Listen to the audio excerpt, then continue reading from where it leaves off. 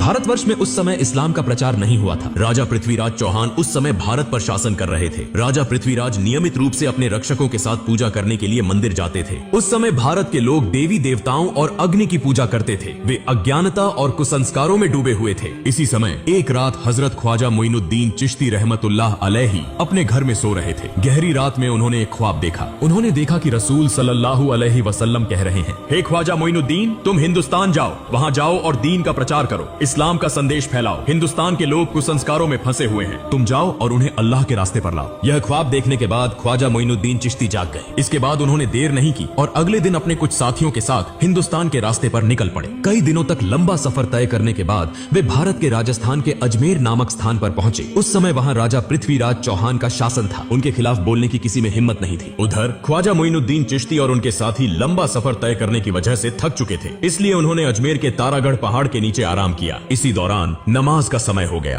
ख्वाजा मोइनुद्दीन चिश्ती ने अपने साथियों से कहा, तुम पानी की तलाश करो क्योंकि वुजू करना जरूरी है, नमाज का समय हो गया है। तब उनके दो साथी एक लोटा लेकर पानी की तलाश में निकले। कुछ दूरी पर जाकर उन्होंने एक विशाल झील देखी जो आज के समय में आना सागर के नाम से जानी जाती है। वे आना सागर के पास पहुंचे और देखा कि राजा की सेना ने आना सागर को चारों ओर से घेर रखा है। उन्हें देखते ही सैनिकों ने पूछा, तुम लोग कौन हो? इससे पहले तुम्हें यहाँ कभी नहीं देखा, यहाँ क्या चाहिए? साथी दोनों ने कहा, हम ख्वाजा मोइनुद्दीन चिश्ती के शिष्य हैं, हम यहाँ वुजू करने के लिए थोड़ा पानी लेने आए हैं। यह सुनकर वहाँ मौजूद सारी सेना जोर जोर से हंसने लगी और कहने लगी, क्या तुमने राजा पृथ्वीराज का नाम नहीं सुना? उनके आदेश का उल्लंघन करने पर कठोर सजा मिलती है। इस झील से कोई और पानी नहीं ले सकता। पानी को हाथ लगाना भी मना है क्योंकि इससे पानी अपवित्र हो जाएगा। यह कहकर उन्होंने उन दोनों को भगा दिया। दुखी मन से वे दोनों ख्वाजा मोइनुद्दीन चिश्ती के पास लौट आए। तब ख्वाजा मोइनुद्दीन चिश्ती ने पूछा, तुम्हारे साथ क्या हुआ? क्या तुम्हें पानी नहीं मिला? उन दोनों ने कहा, हुजूर, पानी तो मिला लेकिन हमें पानी नहीं दिया गया। उन्होंने हमें भगा दिया और कहा कि राजा पृथ्वीराज ने किसी को भी इस पानी को लेने की अनुमति नहीं दी है। उनके आदेश का उल्लंघन करने पर कठोर सजा दी जाएगी। उनकी सारी बातें सुनकर ख्वाजा मोइनुद्दीन चिश्ती ने अल्लाह के दरबार में दुआ की और फिर उनसे कहा, तुम लोग आना सागर के पास जाओ और कहो कि ख्वाजा मोइनुद्दीन चिश्ती ने हमें भेजा है। इसके बाद वे दोनों साथी फिर से वुजू का पानी लाने के लिए निकल पड़े। जब वे आना सागर के पास पहुंचे तो सेना ने उन्हें रोककर पूछा, तुम लोग फिर क्यों आए हो? उन्होंने कहा, हम वुजू का पानी लेने आए हैं। सेना ने कहा, हमने कहा था कि पानी नहीं दिया जाएगा। अगर राजा पृथ्वीराज चौहान को पता चला तो तुम्हारी जान तक जा सकती है। हम किसी भी हालत में पानी नहीं देंगे। तब उन्होंने कहा, हम तुमसे पानी नहीं मांगेंगे, हम आना सागर से पानी लेने आए हैं। यह सुनकर वहाँ मौजूद सारी सेना जोर जोर से हंसने लगी। उस समय उन्होंने अल्लाह के दरबार में दुआ की और अपने हाथ में पकड़ी लोटे को आगे बढ़ाकर कहा, हे आना सागर, हम ख्वाजा मोइनुद्दीन चिश्ती रहमतुल्लाह अलैहि के शिष्य हैं। ख्वाजा मोइनुद्दीन चिश्ती ने हमें यहाँ भेजा है। अल्लाह के हुक्म से इस लोटे में आ जाओ। यह कहते ही एक पल में आना सागर का सारा पानी लोटे में समा गया। इतना अद्भुत और चमत्कारी दृश्य देखकर वहाँ मौजूद सारी सेना हैरान रह गई। तुरंत ही उन्होंने कलमा पढ़ा और इस्लाम स्वीकार कर लिया। लेकिन वहाँ कुछ कट्टर हिंदुत्ववादी भी थे। उन्हें लगा कि यह कोई जादू का प्रभाव है, इसलिए वे यह खबर देने के लिए राजा पृथ्वीराज चौहान के दरबार में भागे। राजा पृथ्वीराज ने जब उन्हें देखा तो पूछा, क्या हुआ? तुम्हारे चेहरे पर इतना डर क्यों है? तब उन्होंने कहा, राजा साहब, बड़ी विपत्ति आ गई है। राजा पृथ्वीराज ने पूछा, क्या हुआ? उन्होंने कहा, राजा साहब, न जाने कहां से एक बड़ा जादूगर यहाँ आया है। देखने में वह फकीर लगता है लेकिन उसने अपने जादू से पूरे आना सागर का पानी एक लोटे में खींच लिया। यह सुनकर राजा पृथ्वीराज को ऐसा लगा जैसे उनके सिर पर आसमान टूट पड़ा हो। उन्होंने अपने जीवन में कई जादूगर देखे थे लेकिन ऐसा जादू उन्होंने कभी नहीं सुना था। उन्होंने इसे अपनी आंखों से देखने के लिए तुरंत अपनी सेना के साथ आना सागर की ओर प्रस्थान किया। जब वे आना सागर के पास पहुंचे तो देखा कि आना सागर में पानी की एक बूंद भी नहीं थी। उधर अजमेर के लोग बड़ी संख्या में ख्वाजा मोइनुद्दीन चिश्ती रहमतुल्लाह अलैहि को देखने के लिए वहाँ पहुँच रहे थे। ख्वाजा मोइनुद्दीन चिश्ती और उनके साथी नमाज पढ़ने के बाद वहाँ बैठे। तभी राजा पृथ्वीराज वहाँ पहुँच गए। उन्होंने देखा कि कई हिंदू पहले ही इस्लाम स्वीकार कर चुके हैं। यह देखकर राजा को भीतर ही भीतर बहुत गुस्सा आया। राजा पृथ्वीराज एक बहुत चालाक और कट्टर हिंदुत्ववादी था। उसने पूछा, तुम कौन हो और यहाँ कहाँ से आए हो? मैं अल्लाह के हुक्म और रसूल सल्लल्लाहु अलैहि वसल्लम के निर्देश पर यहाँ आया हूँ। राजा पृथ्वीराज ने कहा, तुमने अपने जादू से इस पानी को क्यों सुखा दिया? तब ख्वाजा मोइनुद्दीन चिश्ती ने कहा, मैं कोई जादूगर नहीं हूँ, मैं अल्लाह का बंदा हूँ। मैं अल्लाह का हुक्म पूरा करने के लिए यहाँ पानी लेने गया था लेकिन पानी न देने के कारण अल्लाह ने इसे सूखा दिया। यह सुनकर वहाँ मौजूद सभी लोग आश्चर्यचकित हो गए और ख्वाजा मोइनुद्दीन चिश्ती रहमतुल्लाह अलैहि की ओर एकटक देखते रह गए। राजा पृथ्वीराज चौहान बहुत चालाक और मक्कार था। उसने समझ लिया कि यह कोई साधारण व्यक्ति नहीं है, इसलिए वह नकली आंसू बहाते हुए और झुककर कहने लगा, हमें सबके कष्ट सहने में कोई परेशानी नहीं है लेकिन मासूम बच्चों और निर्दोष लोगों का ख्याल करके कृपया पानी को उसकी जगह वापस लौटा दें। यह मेरी आपसे विनती है। यह सुनकर ख्वाजा मोइनुद्दीन चिश्ती ने अपने 2 साथियों को आदेश दिया कि वे लौटा लेकर आना सागर के पास जाएं। दोनों साथी लौटा लेकर आना सागर के पास पहुंचे और जैसे ही उन्होंने लौटा आना सागर में रखा, सागर फिर से पानी से भर गया। यह सब देखकर वहां मौजूद लोग हैरान रह गए। उन्होंने पूछा, आप किस देवता की पूजा करते हैं? ख्वाजा मोइनुद्दीन चिश्ती ने कहा, मैं अपने रब एकमात्र अल्लाह की इबादत करता हूँ। वहाँ मौजूद सभी लोगों ने कहा, हम भी आज से उसी एक अल्लाह की इबादत करना चाहते हैं। उस जगह के सभी लोगों ने एक एक करके इस्लाम स्वीकार कर लिया। लेकिन राजा पृथ्वीराज चौहान इसे सहन नहीं कर सका। वह बहुत गुस्से में राज दरबार लौट गया। अगले दिन पृथ्वीराज ने राज दरबार में एक आपातकालीन बैठक बुलाई। पृथ्वीराज ने कहा, किसी भी तरह इस फकीर को यहाँ से हटाना होगा, उसे खत्म करना होगा। अगर तुम्हारे पास कोई सुझाव है तो जल्दी बताओ। तब एक मंत्री ने कहा, राजा साहब, यह फकीर कोई साधारण व्यक्ति नहीं है, वह एक महान जादूगर है। अपने जादू के प्रभाव से वह सभी को एक एक करके इस्लाम में ला रहा है। एक दिन ऐसा आएगा जब भारत में हिंदू धर्म को मानने वाला कोई नहीं बचेगा। उससे निपटने के लिए हमें एक महान जादूगर की जरूरत होगी। तब वहाँ मौजूद एक सैनिक ने कहा, राजा साहब, हमारे देश में इससे भी बड़ा एक जादूगर है। पृथ्वीराज ने पूछा, उसका नाम क्या है? सैनिक ने कहा, उसका नाम है जयपाल जादूगर। पृथ्वीराज ने कहा, जाओ उसे हमारे दरबार में लेकर आओ। इसके बाद कुछ सैनिक जयपाल जादूगर से मिलने के लिए रवाना हो गए। कुछ समय बाद वे जयपाल जादूगर के घर पहुंचे और देखा कि जयपाल हवा में तैरते हुए गहरी ध्यान अवस्था में है। जैसे ही उसने सैनिकों को देखा, वह नीचे उतर आया और कहा, राजा ने तुम्हें भेजा है ना? यह सुनकर सैनिक चौंक गए। उन्होंने सोचा कि अब काम बन जाएगा। उन्होंने सारी बातें जयपाल जादूगर को बताई। फिर वे जयपाल जादूगर को राज दरबार में लेकर आए। जयपाल ने पूछा, राजा साहब, आपने मुझे क्यों बुलाया है? राजा पृथ्वीराज ने कहा, हमने सुना है कि आप भारत के सबसे बड़े जादूगर हैं। हम एक बड़ी समस्या में फंसे हैं और आपको इसे हल करना होगा। जयपाल ने कहा, बताइए, मैं आपके लिए क्या कर सकता हूँ? पृथ्वीराज ने कहा, आप भी हिंदू हैं और हम सभी हिंदू हैं, लेकिन कहीं से एक फकीर आया है। वह अपने जादू के प्रभाव से एक एक करके सभी को हिंदू धर्म छोड़कर इस्लाम में ले जा रहा है। आपको उससे मुकाबला करना होगा। अगर आप उसे देश से भगा सकते हैं या उसे खत्म कर सकते हैं तो आपको एक बड़ा इनाम दिया जाएगा। यह सुनकर जयपाल जादूगर ने कहा, महाराज, आप चिंता न करें। कितने बड़े बड़े जादूगर मेरे सामने झुके हैं और यह तो केवल एक साधारण फकीर है। इसे खत्म कर ही मैं आपके सामने आऊंगा। इसके बाद जयपाल जादूगर अपने जादू की मदद से गरीब नवाज ख्वाजा मोइनुद्दीन चिश्ती रहमतुल्लाह अलैहि को खोजने निकला। कुछ दूर जाने के बाद जयपाल जादूगर ने देखा कि ख्वाजा मोइनुद्दीन चिश्ती रहमतुल्लाह अलैहि तारा पर्वत की एक चट्टान के कोने में अल्लाह की इबादत में मग्न है। वह कोई दिशा नहीं देख रहे। यह देखकर जयपाल जादूगर पीछे से उस दिशा में बढ़ा और बोलने लगा, इस फकीर को मारना मेरे लिए कोई बड़ी बात नहीं है। मैंने पीछे से आकर देखा भी नहीं, यह कौन सा जादू है? यह कहकर उसने अपने जादू से उस पर्वत से एक विशाल चट्टान को उठाया और जैसे ही वह ख्वाजा मोइनुद्दीन चिश्ती को दबाने के लिए जा रहा था, ख्वाजा मोइनुद्दीन चिश्ती रहमतुल्लाह अलैहि ने अपनी अंगुली उठाकर कहा, हे तारा पर्वत की चट्टान, क्या तुम नहीं देख रहे कि मैं अल्लाह की इबादत कर रहा हूँ? अगर तुम अल्लाह की तरफ से आई हो तो मुझे दबाकर मार दो, और अगर तुम शैतान की तरफ से आई हो तो वहीं खड़ी रहो। यह सुनते ही चट्टान वहीं रुक गई, 1 इंच भी नहीं हिली। जयपाल जादूगर एक के बाद एक जादू दिखा रहा था, लेकिन कुछ भी कर नहीं पा रहा था। इस शक्ति को देखकर जयपाल जादूगर हैरान और चकित हो गया। उसने समझ लिया कि यह साधारण व्यक्ति नहीं है और मेरे जादू का यहाँ कोई असर नहीं होगा। इसलिए बिना देर किए जयपाल जादूगर ने ख्वाजा मोइनुद्दीन चिश्ती रहमतुल्लाह अलैहि के सामने हार मान ली और इस्लाम धर्म स्वीकार कर लिया। अगले दिन से पूरे भारत में यह खबर फैल गई कि भारत का सबसे बड़ा जादूगर जयपाल एक फकीर के सामने हार गया और उस फकीर का नाम गरीब नवाज ख्वाजा मोइनुद्दीन चिश्ती रहमतुल्लाह अलैहि था। उसने इस्लाम धर्म अपनाया और उसी रब की इबादत की जिसके सामने किसी भी शक्ति का मुकाबला नहीं हो सकता। भारत के लोग कहने लगे, वह जिस रब की इबादत करता है उसकी शक्ति कितनी बड़ी होगी कि उसका सामना करने के लिए कोई भी शक्तिशाली नहीं है। हमें भी उसी रब की इबादत करनी चाहिए। यह कहकर लोग दल बदल कर इस्लाम धर्म अपनाने के लिए ख्वाजा मोइनुद्दीन चिश्ती रहमतुल्लाह अलैहि के पास जाने लगे। यह खबर पाकर राजा पृथ्वीराज चौहान बहुत चिंतित हो गया। वह समझ नहीं पा रहा था कि अब क्या करे। तब एक मंत्री ने कहा, राजा साहब, जयपाल जादूगर ने इस्लाम धर्म स्वीकार कर लिया है और बहुत से लोग एक एक करके इस्लाम धर्म अपनाने जा रहे हैं। मुझे लगता है कि वह साधारण व्यक्ति नहीं है, उसकी बहुत शक्ति है, उसे हराना असंभव है, हमें उसकी बात माननी चाहिए। राजा पृथ्वीराज चौहान ने कहा, इतनी आसानी से मैं हार मानने वाला नहीं हूँ, इसलिए तुम लोग जाओ और उस फकीर को यहाँ बुला कर लाओ। इसके बाद कुछ सैनिक उस फकीर के पास खबर देने के लिए रवाना हो गए। वे वहाँ पहुँचे और कहने लगे, राजा साहब आपको बहुत महत्वपूर्ण बात करने के लिए बुला रहे हैं। तब ख्वाजा मोइनुद्दीन चिश्ती रहमतुल्लाह अलैहि खुद राजपथ पर राजा पृथ्वीराज चौहान से मिलने के लिए निकल पड़े। इसी दौरान उस इलाके में एक हिंदू पंडित था जो रोज पूजा करने मंदिर जाता था और मूर्तियों के सामने दूध अर्पित करता था। एक दिन उसकी बेटी ने पंडित से पूछा, पिताजी, आप रोज दूध लेकर मंदिर जाते हैं और वह दूध मूर्तियों के सामने डालते हैं, क्या मूर्तियाँ दूध पीती हैं? पंडित ने कहा, बिल्कुल नहीं, मूर्तियाँ कभी दूध नहीं पीती, हम उन्हें पूजा करते हैं। उसकी बेटी ने कहा, पिताजी, मैं देखना चाहती हूँ कि क्या सचमुच यह मूर्तियाँ दूध पीती हैं? पंडित ने कहा, ऐसी बातें नहीं करनी चाहिए, यह हमारे भगवान की मूर्तियाँ हैं, क्या मूर्तियाँ कभी दूध पीती हैं? लेकिन उसकी बेटी ने कहा, पिताजी, मैं आज दूध लेकर जाती हूँ और देखती हूँ कि ये मूर्तियाँ सच में दूध पीती हैं या नहीं। फिर एक दिन उसकी बेटी दूध लेकर मंदिर पहुंची और मूर्तियों के सामने कहने लगी, तुम हमारे भगवान हो तो तुम्हें तो मेरी बात सुननी चाहिए, मैंने दूध लाकर लाया है, तुम इसे पी लो। लेकिन मूर्तियों से कोई उत्तर नहीं मिला। लड़की फिर बोली, क्या हुआ, क्या तुम मेरी बात नहीं सुन रहे हो? तुम इस दूध को पियो, मैं इसे अपनी आंखों से देखना चाहती। लेकिन मूर्तियों से कोई उत्तर नहीं आया। तब लड़की ने खुद अपना सिर मूर्तियों के सामने धर लिया और रोते रोते खून खून बहाने लगी। ठीक उसी समय गरीब नवाज ख्वाजा मोइनुद्दीन चिश्ती रहमतुल्लाह अलैहि वहाँ से गुजर रहे थे। उन्होंने रोने की आवाज सुनी और मंदिर में प्रवेश किया। उन्होंने देखा कि एक लड़की का सिर खून से सना हुआ था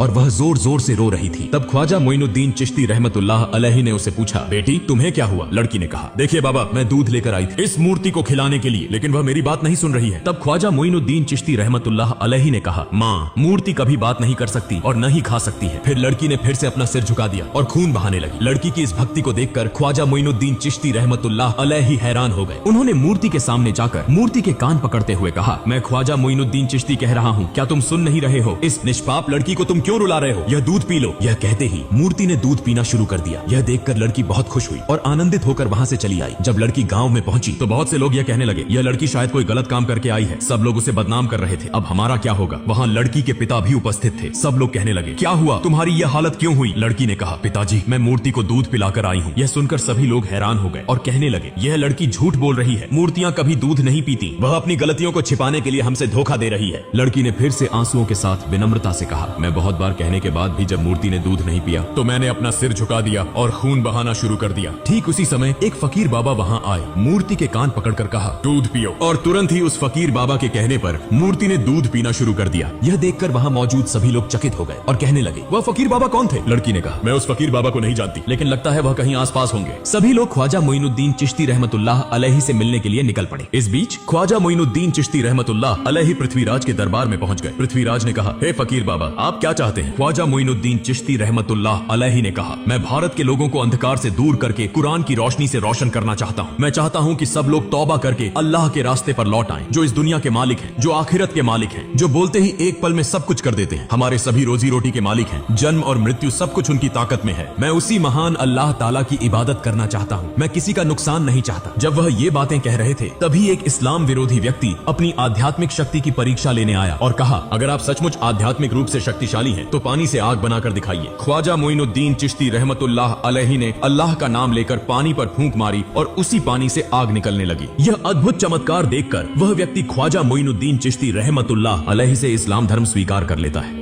इस समय दरबार के सभी लोग, राजा पृथ्वीराज भी यह समझ गए कि ऐसे अल्लाह वाले व्यक्ति के साथ कभी मुकाबला नहीं किया जा सकता। कई चमत्कारी घटनाओं को देखकर उन्होंने कोई देर नहीं की, माफी मांगी और साथ ही ख्वाजा मोइनुद्दीन चिश्ती रहमतुल्लाह अलैहि के हाथों में हाथ डालकर उनके मुरीद बन गए और इस्लाम धर्म स्वीकार कर लिया। ख्वाजा मोइनुद्दीन चिश्ती रहमतुल्लाह अलैहि ने उन्हें माफ कर दिया। फिर ख्वाजा मोइनुद्दीन चिश्ती रहमतुल्लाह अलैहि वहां से चले गए और अपने साथी संगियों के साथ तारागढ़ पहाड़ के उस स्थान पर स्थित हो गए। ख्वाजा मोइनुद्दीन चिश्ती रहमतुल्लाह अलैहि जब एक स्थान पर अल्लाह की इबादत में मग्न थे, ठीक उसी समय एक हिंदू पंडित और अन्य लोग उस स्थान से गुजर रहे थे। तब पंडित की बेटी ने कहा, देखो वह फकीर बाबा जो बैठे हैं, वही फकीर बाबा अपने शब्दों से मूर्ति को दूध पिलाए थे। फिर वे सभी ख्वाजा मोइनुद्दीन चिश्ती रहमतुल्लाह अलैहि के पास पहुंचे और कहा, हे फकीर बाबा, आप कौन हैं और आप किस जादू को जानते हैं कि आपकी बातों से मूर्ति दूध पीने लगी? ख्वाजा मोइनुद्दीन चिश्ती रहमतुल्लाह अलैहि ने कहा, मैं तो अल्लाह का एक बंदा हूँ। मेरी बातों से कुछ नहीं होता। जो अल्लाह कहता है वही होता है। मैं उसी अल्लाह की इबादत करता हूँ। तब उन्होंने कहा, हम आज से उस अल्लाह की इबादत करना चाहते हैं। इस भारत में तो सब लोग एक एक करके इस्लाम धर्म स्वीकार कर रहे हैं, हमें भी इस्लाम धर्म स्वीकार कराइए। फिर वे सभी इस्लाम धर्म स्वीकार कर गए। कुछ दिनों बाद ख्वाजा मोइनुद्दीन चिश्ती रहमतुल्लाह अलैहि एक जंगल के बीच से गुजर रहे थे। रास्ते में उन्होंने देखा कि कुछ हिंदू पंडित और वहाँ मौजूद लोग अग्नि पूजा कर रहे थे। यह देखकर ख्वाजा मोइनुद्दीन चिश्ती रहमतुल्लाह अलैहि उनके पास गए और कहा, आप लोग आग की पूजा क्यों कर रहे हैं? यह आग आपको क्या फायदा देती है? तब उन्होंने कहा, यह आग हमारा खुदा है। हम इसे खुश कर रहे हैं ताकि मौत के बाद नरक की आग से मुक्ति मिल सके। ख्वाजा मोइनुद्दीन चिश्ती रहमतुल्लाह अलैहि ने कहा, ठीक है, अगर आप आग को खुश कर रहे हैं तो इसे छू कर देखिए, देखें क्या आग आपको जला देती है। एक व्यक्ति ने कहा, यह क्या कह रहे हैं? आग को छूने से हाथ जल जाएंगे। ख्वाजा मोइनुद्दीन चिश्ती रहमतुल्लाह अलैहि ने कहा, आप लोग उस खुदा की इबादत कर रहे हैं जो आपको जला देगा, लेकिन मैं ऐसे खुदा की इबादत करता हूँ जिसके हुक्म से आग ठंडी हो जाती है। यह सुनकर एक अन्य हिंदू पंडित जोर से हंसा और कहा, आग का धर्म तो जलाना है और आप कह रहे हैं तो इसे हमें दिखाकर दिखाइए। ख्वाजा मोइनुद्दीन चिश्ती रहमतुल्लाह अलैहि ने कहा, मैं अल्लाह के एक ख्वाजा मोइनुद्दीन चिश्ती रहमतुल्लाह अलैहि हूँ। अल्लाह के हुक्म से तुम ठंडे हो जाओ। यह कहते हुए ख्वाजा मोइनुद्दीन चिश्ती रहमतुल्लाह अलैहि आग के अंदर प्रवेश कर गए, लेकिन वे यह देखकर हैरान रह गए कि ख्वाजा मोइनुद्दीन चिश्ती रहमतुल्लाह अलैहि आग में प्रवेश कर गए, लेकिन एक भी जलन नहीं हुई। यह अद्भुत घटना देखकर वहाँ सभी लोग हैरान हो गए और कहने लगे, आप कौन हैं और आप किस खुदा की इबादत करते हैं? ख्वाजा मोइनुद्दीन चिश्ती रहमतुल्लाह अलैहि ने कहा, मेरा नाम गरीब नवाज ख्वाजा मोइनुद्दीन चिश्ती रहमतुल्लाह अलैहि है, जो पूरे ब्रह्मांड के पालनहार हैं। उनके सिवा कोई पूज्य नहीं है। वह सारी ताकत के मालिक हैं। मैं उसी अल्लाह की इबादत करता करता हूँ। यह सुनकर वहाँ मौजूद सभी लोग बोले, हम भी आज से उस मालिक की इबादत करना चाहते हैं। और इस प्रकार वहाँ मौजूद सभी लोगों ने इस्लाम धर्म स्वीकार कर लिया। फिर इस घटना के बाद ख्वाजा मोइनुद्दीन चिश्ती रहमतुल्लाह अलैहि ने भारत में आकर कुरान के प्रकाश से इस्लाम धर्म का प्रचार किया और अल्लाह ताला द्वारा दिए गए चमत्कारों को देखकर करोड़ों हिंदुओं ने इस्लाम धर्म स्वीकार किया। यह एक अद्वितीय उदाहरण बन गया और इस प्रकार पूरे भारत में इस्लाम धर्म फैल गया। प्रिय दोस्तों, अगर आप चाहते हैं कि ख्वाजा मोइनुद्दीन चिश्ती रहमतुल्लाह अलैहि के निधन के बाद हुए चमत्कारों का पाठ हम आपके साथ साझा करें तो कृपया कमेंट बॉक्स में